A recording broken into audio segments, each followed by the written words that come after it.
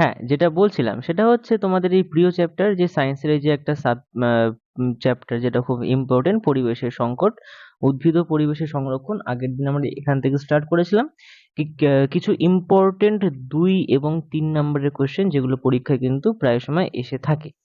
ঠিক আছে? তো সেটা হচ্ছে তো টোটাল 4 টে পেজের একটা সেট রয়েছে। কিন্তু সেখানে আমি যেহেতু এটা বলতে গেলে অনেকটা বড় হয়ে যাবে ভিডিও, তো আমি আগের দিন একটা চ্যাপ্টার মানে একটা পেজ করেছিলাম আরকি। তো আজকে আমরা সেকেন্ড পেজটা করব। তো আগের দিন আমরা কি করেছিলাম একবার দেখে নিই। তো আমি আই বাটনে দিয়ে দেবো, সেখান থেকে তোমরা পরে চেক করে নিতে পারবে। তো ফার্স্টে ছিল হচ্ছে আবহাওয়া কাকে বলে, সেকেন্ড হচ্ছে তোমার এখানে এই যে জলবায়ু বলতে কি বোঝো, থার্ড ছিল হচ্ছে প্রাকৃতিক ঘটনা, তারপরে বিশ্ব উষ্ণায়ন বা গ্লোবাল ওয়ার্মিং, তারপরে হচ্ছে গ্রিন হাউস গ্যাস, তারপরে হচ্ছে গ্রিন হাউস এফেক্ট বলতে কি বোঝো, নেক্সট হচ্ছে হিমবাহ কাকে বলে, তারপরে হচ্ছে প্রবাল দ্বীপ সম্পর্কে একটা কথা ছিল, তারপরে প্রবাল প্রাচীর ছিল, আর তারপরে হচ্ছে প্রবাল বা কোরাল কি ছিল এবং এর ব্যবহার ছিল। তো আজকে আমরা নাম্বার 11 থেকে স্টার্ট করব। খুবই ইম্পর্টেন্ট একটা জিনিস, একটা কোয়েশ্চেন, সেটা হচ্ছে শর্ট কোয়েশ্চেনও আসতে পারে, একটু ভালো করে খেয়াল করবে।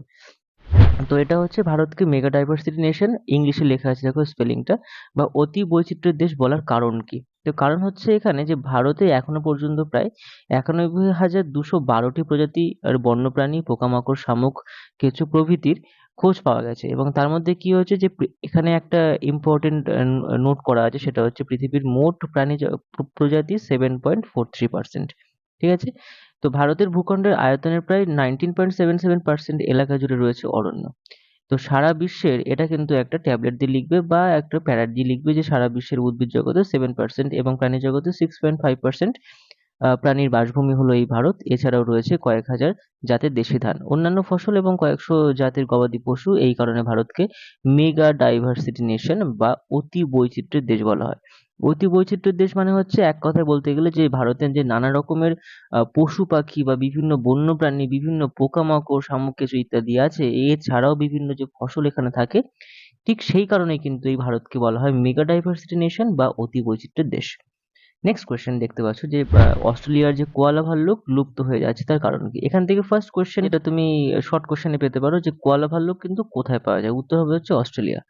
তো লুপ্ত হয়ে যাওয়ার কারণ কি, দেখো পরিবেশে কার্বন ডাই অক্সাইডের মাত্রা অত্যাধিক বেড়ে যাচ্ছে। কিসের কার্বন ডাই অক্সাইডের মাত্রা, যার সংকেত হচ্ছে CO2, এর মাত্রা কিন্তু অত্যাধিক হারে বেড়ে যাচ্ছে, এবং ফলে অস্ট্রেলিয়ার ইউক্যালিপটাস গাছের পাতা, এবং কোথাকার সেটা, ইউক্যালিপটাস গাছের পাতা কোথাকার, সেটা হচ্ছে অস্ট্রেলিয়ার।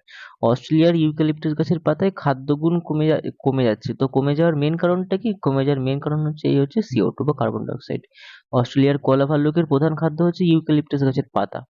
এই জন্য খাদ্য সমস্যার কারণে কোয়ালা ভাল্লুক আস্তে আস্তে লুপ্ত হয়ে যাচ্ছে। যেখানে ইউক্যালিপটাস গাছই পাওয়া যাবে না, তাহলে গাছের পাতাও থাকবে না, এবং পাতা না থাকার জন্য স্বাভাবিকভাবে কোয়ালা ভাল্লুক সেখানে থাকবে না। ঠিক আছে, সিম্পল। দেন কোশ্চেন নাম্বার 13 যেটা লেখা আছে সেটা হচ্ছে পরিবেশ দূষণ কাকে বলে। কিন্তু এই পরিবেশ দূষণ কাকে বলে এই কথাটা আমরা অনেক ছোটবেলা থেকে পরিচিত। যেরকম 4, 5, 6 এ কিন্তু আমরা এটা অটোমেটিক্যালি আগে জেনেছিলাম, কিন্তু তার যে সংজ্ঞাটা আর এর যে সংজ্ঞাটা কিন্তু এক নয়, আকাশ পাতাল কিন্তু তফাৎ, কিন্তু সেম টু সেম হবে না। সেটা লিখলে কিন্তু তুমি নাম্বার পাবে না। তো তার জন্য তোমাকে লিখতে হবে এটা। বিজ্ঞানী ওডাম, একটা বিজ্ঞানীর নাম ওডাম, কত সালে, 1983 এই সালে। বলছে তার মতে কি হয়েছে নাকি, বায়ু, জল, দেখো এখানে ইনভার্টেড কমার মধ্যে লেখা আছে, বায়ু, জল, মাটি প্রভৃতি ভৌত, রাসায়নিক ও জৈবিক বৈশিষ্ট্যের যে অনভিপ্রেত পরিবর্তন মানব সভ্যতাকে বা কোনো প্রজাতির জীবনকে, কোনো শিল্পের প্রক্রিয়াকে, কোনো সজীব অস্তিত্বকে, এমনকি কোনো সাংস্কৃতিক বা প্রাকৃতিক সম্পদকে ক্ষতিগ্রস্ত করেছে বা করতে পারে, যেটা এখন কন্টিনিউ করেছে, হয়ে গেছে অলরেডি, বা করতে পারে, যেটা হচ্ছে ভবিষ্যতে হতে পারে, তাকেই বলা হচ্ছে পরিবেশ দূষণ। এরকম আগের কোনো সংখ্যা পরিবেশ দূষণের ছোটখাটো সংখ্যা লিখলে কিন্তু হবে না। কারণ পরিবেশ দূষণ বিভিন্ন প্রকারের হতে পারে। কি কি হতে পারে সেটা আমরা সবাই জানি, যেটা আমরা আগের ক্লাসে পড়েছি, সেটা কিন্তু সেম টু সেম, বাট সংখ্যাটা কিন্তু সেম টু সেম নয়। যেরকম বায়ু দূষণ হতে পারে, জল দূষণ হতে পারে, শব্দ দূষণ হতে পারে, মৃত্তিকা দূষণ হতে পারে ইত্যাদি। কোশ্চেন নাম্বার 14 যেটা লেখা আছে যে বিগত বছরগুলিতে কি কি হারে পৃথিবীতে জীব বৈচিত্র্যের হ্রাস ঘটেছে। এটা কিন্তু প্রত্যেকটা স্টেপ কিন্তু খুব ইম্পর্টেন্ট, কারণ এর থেকে কিন্তু শর্ট কোয়েশ্চেন বা MCQ আসতে পারে, দেখে নাও। কারণ এখানে কি লেখা আছে দেখো, বিগত 500 বছরে 338টি মেরুদণ্ডী প্রজাতি, 359টি অমেরুদণ্ডী প্রজাতি, 87টি হচ্ছে প্রজাতি পৃথিবীর বুক থেকে নিশ্চিহ্ন হয়ে গেছে। প্রায় 27টি প্রজাতির প্রাণী এবং গত 20 বছরের মধ্যে কিন্তু নিশ্চিহ্ন হয়ে গেছে। তো কতটা ভয়ানক পরিস্থিতি শুধুমাত্র এই প্রাণীদের ক্ষেত্রে তাই নয়, এই প্রাণীদের মধ্যে কিন্তু এরপরে কিন্তু মানুষও হতে পারে। তো তাদের ক্ষেত্রেও কিন্তু স্বাভাবিক দেখা যাবে। তো খুব সাবধানে থাকতে হবে, গাছ লাগাতে হবে, কারণ এই আমাদের কিন্তু জীববৈচিত্র্যের হ্রাস কিন্তু হচ্ছে আস্তে আস্তে। তো বর্তমানে অবলুপ্তির পথে, এখানে শর্ট কোশ্চেন আমি দুটো দিয়ে রেখেছি, যদিও আমি শর্ট কোশ্চেন আমি নেক্সট ভিডিওতে আলোচনা করব। তো সেখানে এখানে বলা আছে যে বর্তমানে অবলুপ্তি 3টি প্রাণীর নাম কি কি? সেটা হচ্ছে মরিশাসের ডোডো পাখি, আইসল্যান্ডের আউক পাখি এবং উত্তর আমেরিকার হচ্ছে বাইসন। এই তিনটে প্রাণী, একটা হচ্ছে এই দুটো পাখি আছে আর একটা প্রাণী আছে, তো মানে পশু আছে আর কি। তো এইটা কিন্তু কোথায় থাকে, সেই ডোডো পাখি কোথাকার, সেটা হচ্ছে মরিশাস। আউক পাখি কোথাকার? আইসল্যান্ডের। এবং হচ্ছে বাইসন কোথাকার? আমেরিকার। এটা কিন্তু মনে রাখতে হবে। ভারতের 3টি লুপ্তপ্রায় প্রাণী কি কি আছে? রয়্যাল বেঙ্গল টাইগার, যেটা আমরা দেখতে পাই সুন্দরবনে, আর হচ্ছে গ্রেট ইন্ডিয়ান বাস্টার্ড এবং হচ্ছে ঘাড়িয়াল। ঘাড়িয়ালটা হচ্ছে খানিকটা দেখতে ওই বিড়ালের মতো, একটু বড় বিড়াল, মেছো বিড়াল, বড় টাইপের। ঠিক আছে? আচ্ছা, কোশ্চেন নাম্বার 15 কি আছে? ভারতের 2টি বিলুপ্ত প্রজাতির নাম। বিলুপ্ত প্রজাতি হচ্ছে এখানে 2টি বিলুপ্ত প্রজাতি আছে, সেটা হচ্ছে পাহাড়ি বটের পাখি আর একটা হচ্ছে গোলাপি মাথার হাঁস। ঠিক আছে? নেক্সট হচ্ছে উৎপাদক। উৎপাদক কি? মানে হচ্ছে প্রোডিউসার। প্রোডিউসার উৎপাদক কি? যারা হচ্ছে খাদ্যটা তৈরি করতে পারে। তো শুধু তৈরি না, এটা হচ্ছে আমরা ছোটবেলায় পড়েছিলাম যে খাদ্য যারা তৈরি করতে পারে তাদেরকে বলা হয় উৎপাদক, কিন্তু সেই সংজ্ঞা এখানে আর কাজ হবে না। কারণ হচ্ছে ক্লাসটাও বাড়ছে আস্তে আস্তে, তোমাকে সেটা দেখতে হবে কি সংজ্ঞাটা এখানে রয়েছে। লেখা আছে যে বাস্তুতন্ত্রে বসবাসকারী যে সমস্ত জীব সালোকসংশ্লেষ প্রক্রিয়ায় নিজ দেহে অজৈব যৌগের মধ্যে রাসায়নিক বিক্রিয়া ঘটিয়ে জৈব যৌগের সংশ্লেষ করতে পারে তাদের বলা হচ্ছে উৎপাদক। একটু অন্য রকম ভাবে লেখা এই সংজ্ঞাটা। তো যেমন আমরা কিন্তু সবাই জানি যে সবুজ উদ্ভিদ তারা নিজেদের খাদ্য নিজেরা তৈরি করতে পারে, সবুজই ব্যাকটেরিয়া, ঠিক আছে, ইত্যাদি। নেক্সট আছে হচ্ছে খাদক। ঠিক আছে? খাদক মানে খাদক কি? খাদক হচ্ছে যারা খায় তারা, কিন্তু সেটা লিখলে হবে না। কি লিখতে হবে? দেখো, বাস্তুতন্ত্রে উপস্থিত যে সমস্ত জীব প্রত্যক্ষ বা পরোক্ষভাবে খাদ্যের জন্য উদ্ভিদের উপর নির্ভরশীল। কাদের উপরে? উদ্ভিদের উপর নির্ভরশীল, তাদের বলা হয় খাদক। খাদক শ্রেণীর খাদক বিভিন্ন শ্রেণীর হতে পারে, যেমন প্রথম শ্রেণীর খাদক, এটা তোমরা ছোটবেলায় পড়েছিলে বা আগের ক্লাসে এটা হয়ে গেছিল। দ্বিতীয় শ্রেণীর খাদক, তৃতীয় শ্রেণীর খাদক ইত্যাদি। একটা করে উদাহরণ দেওয়া আছে। প্রথম শ্রেণীর খাদক এখানে লেখা আছে হরিণ, দ্বিতীয় শ্রেণীর খাদক লেখা আছে বাঘ। এটা এক্ষেত্রেও কিন্তু এই খাদকগুলো কিন্তু চেঞ্জ হতে পারে। ঠিক আছে? আমরা ক্লাস 6 এ পড়েছিলাম যে খাদকের যে চ্যাপ্টারটা, সেই চ্যাপ্টারটা কিন্তু অনেকভাবে কিন্তু সেটা বলা ছিল। ঠিক আছে? নেক্সট হচ্ছে খাদ্য শৃঙ্খল কাকে বলে? খাদ্য শৃঙ্খল বলছে খাদ্য খাদকের সম্পর্কের ভিত্তিতে কোনো বাস্তুতন্ত্রে বিভিন্ন ট্রপিক স্তরে বর্তমান জীবগোষ্ঠীর মধ্যে যে সরল শৃঙ্খলাকৃত গঠন তৈরি করে তাকে বলে খাদ্য শৃঙ্খল। অর্থাৎ এটা হচ্ছে খাদ্য আর এটা হচ্ছে খাদক। পরেরটা আবার যে খাদক হবে তাকে কেউ খাচ্ছে, সেটা হচ্ছে পরে যে তাকে খাচ্ছে সে তাকে খাচ্ছে। মানে যদি আমি বলি যে ঘাসফড়িং, তাহলে ঘাসফড়িংকে খাচ্ছে কে? ঘাসফড়িংকে খাচ্ছে হচ্ছে ব্যাঙ। আবার এই ব্যাঙকে খাচ্ছে কে? ব্যাঙকে খাচ্ছে সাপ। সাপকে খাচ্ছে কে? সাপকে খাচ্ছে হচ্ছে ঈগল।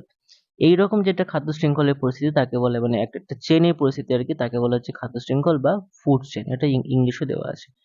নেক্সট হচ্ছে এখানে জলচক্র। এটা হচ্ছে এই পেজের লাস্ট কোয়েশ্চেন। এটা কিন্তু খুবই ইম্পর্টেন্ট, কারণ আমি বলছি জলচক্র কিন্তু আঁকার মানে লেখার পর কিন্তু আঁকতে হবে। এবার সেইভাবে আঁকতে হবে না, জাস্ট এমনি আউটলাইন করে এঁকে দেবে যে কিভাবে কি হচ্ছে।